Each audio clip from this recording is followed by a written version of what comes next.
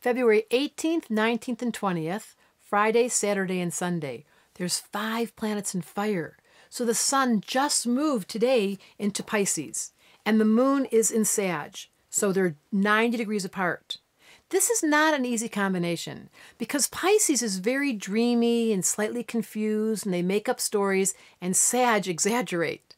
So you put a dreamy person with an exaggeration, and you can't tell whether they're telling accurate stories or not. They kind of exaggerate. They kind of change the story for poetic license. You're wondering where reality starts and stops, and they don't know. But they're very endearing because they're spiritual. It's the most spiritual combination. Pisces loves to be in the other worlds, and they believe in the realm of magic. It's their nature.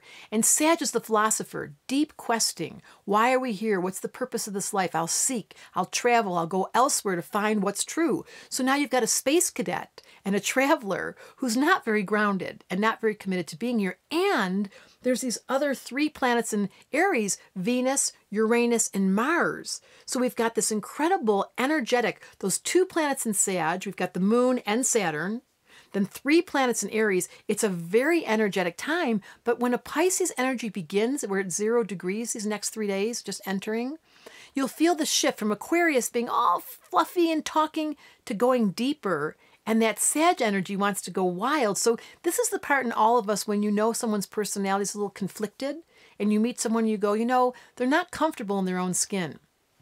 So they might tell stories to exaggerate, or they might embellish things to get a point across, and you get a funny feeling where you're like, I don't know if I really like this person. It would be tricky to be born today because the indicator is there's disharmony in the sky whenever there's a square. And then the mom or the dad that had this baby want to really help by creating some honesty and be able to support the child. And that's the gift of astrology, knowing a child's chart.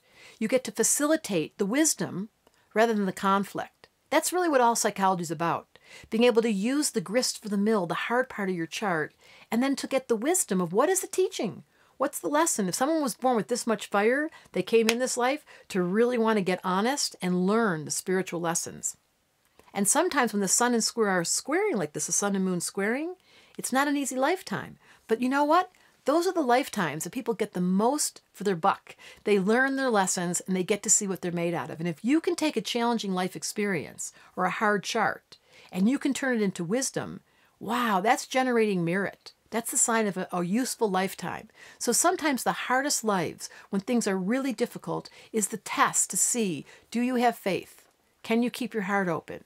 Can you keep trying when you're exhausted or when you don't have faith anymore? That's the sign of an evolved spirit. So Astrology Answers wanted me to tell you, as the sun starts moving into Pisces, we're going to be talking about that inner world and the spiritual quest and how much faith you have. And do you really believe in magic? I do.